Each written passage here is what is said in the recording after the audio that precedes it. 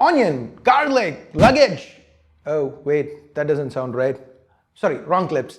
Inspired by onion, garlic, and luggage, we've seen a lot of work from Naoto Fukasawa in collaboration with Realme, and he's back again with his paper-inspired Realme GT2 Pro, Realme's first flagship for 2022 with the Snapdragon 8 Gen 1 and all that. But before we talk more about this phone, let's get the unboxing over with. My name's Ash, you're watching C4E Tech, and if you like this video, please like this video.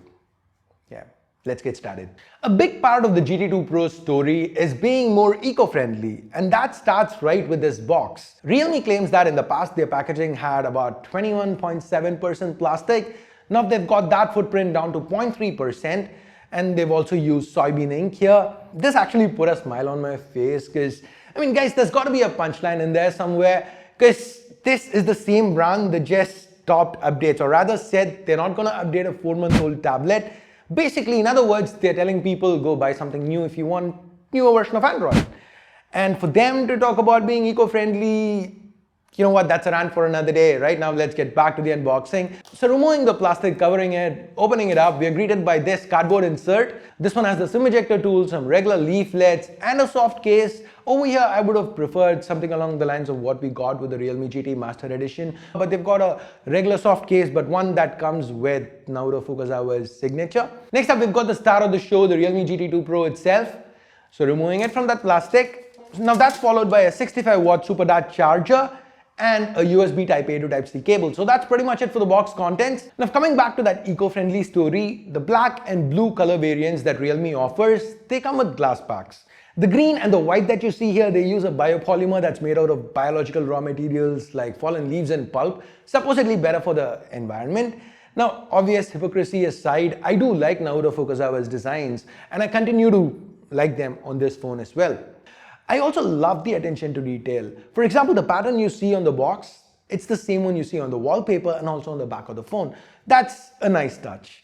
Now this back, it's supposed to feel like paper, and in a way it does. Some people might not really like the signature part to the back, but to those I just say, hey, it could have been worse. It could have been a big ass dare to leap. I rest my case. I actually like how this looks. It's kind of understated. It doesn't really draw attention away from how the phone looks. And given that this isn't glass, the grip is a little better. I don't feel like I'm going to drop the phone. Now the weight, they've maintained it around 190 grams, and it's also slim enough, 8.2 millimeters. Beat it up, there's a 5000 milliampere battery on the inside, and Realme says it can be charged from 0 to 100 in just 33 minutes using the included charger, which is quite nice.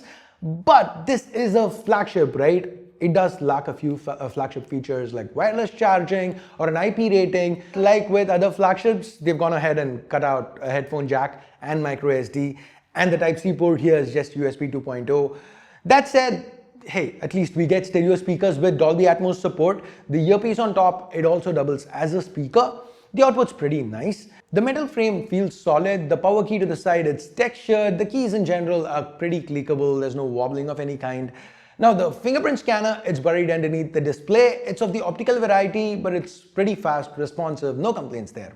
Now while the design and build are awesome and all, this one wouldn't be quite as interesting without the kind of specs that they've thrown on underneath.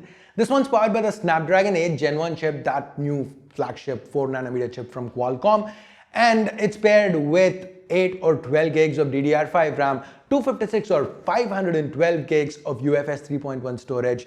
Realme is also gone with that latest RAM expansion gimmick, so you can use a part of that UFS 3.1 storage as virtual RAM if needed. Now this phone is also supposed to hit more than 1 million on Antutu, but again, my unit doesn't. I had it on GT mode and all that, just like I had it on performance mode with the Xiaomi 12, but for some reason, I'm not able to see 1 million in person, and that's annoying me. I don't know why. Why? Anyways, that's not even the weird part here. The Geekbench multi-core, it seemed off. Seems like some early software issues. Hopefully, Realme can address this. Regardless of the numbers, Realme UI 3.0 that's built atop Android 12, it feels fluid. Everything feels quite familiar, and the GT2 Pro is quite responsive and smooth. Oh yeah, unlike with the Realme Pad, they do offer support for 3 years here. Just saying. Another highlight of the GT2 Pro is its display. It's 6.7 inches, it's AMOLED, Quad HD+, 120Hz, with 1000 Hz touch sampling, which is the highest we've seen on any smartphone till date. So they've gone all out with this panel. It's a proper HDR panel. It's covered by Corning's Gorilla Glass Victus. It uses second generation LTPO technology. So when you leave it on auto, this panel can go anywhere from 120 Hz all the way down to a single Hertz to help conserve battery.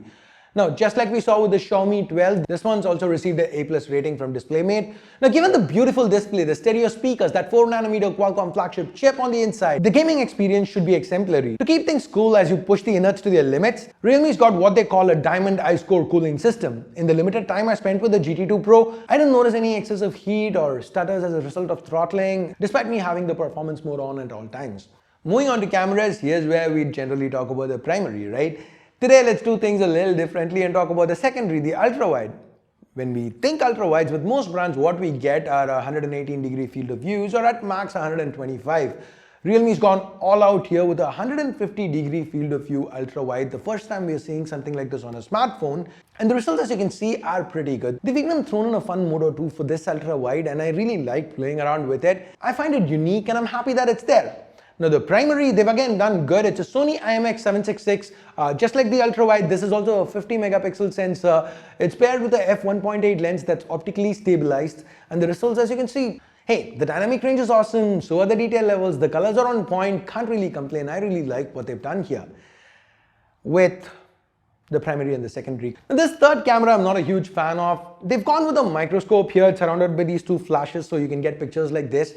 Well, it's all fun and games. It's good for the novelty factor. Once it wears off, I don't really see any good use case scenarios. You know, it's great for clickbait. You can go ahead with full spoon with microscope, fire. But past that, I don't really see an actual use case for it. So I would have much rather preferred they go with an actual telephoto camera. It's a flagship. You're marketing it as a flagship. It's got the Snapdragon 8 Gen 1. It doesn't have a headphone jack. If that doesn't scream flagship, what else does? The fact that they've gone with this instead of, I'm not even asking for a periscope zoom. Even a regular old 3x optical would have been a better choice. At least that's what I feel. What do you guys think about this choice from Realme? Let me know in the comments below. And from a video perspective, you can do 8K at 24 FPS. Of course, Snapdragon 8 Gen 1 2022 flagship, that's a given these days. 4K 60 FPS is also available, and they've done a beautiful job with the videos. With the selfies, this here is a 32 megapixel selfie camera, and the images, they turned out great. I did have a small issue here, not with the pictures themselves, but rather with what you see on the viewfinder. Because here, look at the wall. You see how it's overexposed, but when you tap and take a picture, it's perfect. There's no issues with exposure. So it just seems like a small little software bug. Hope they can iron that out before they launch this globally.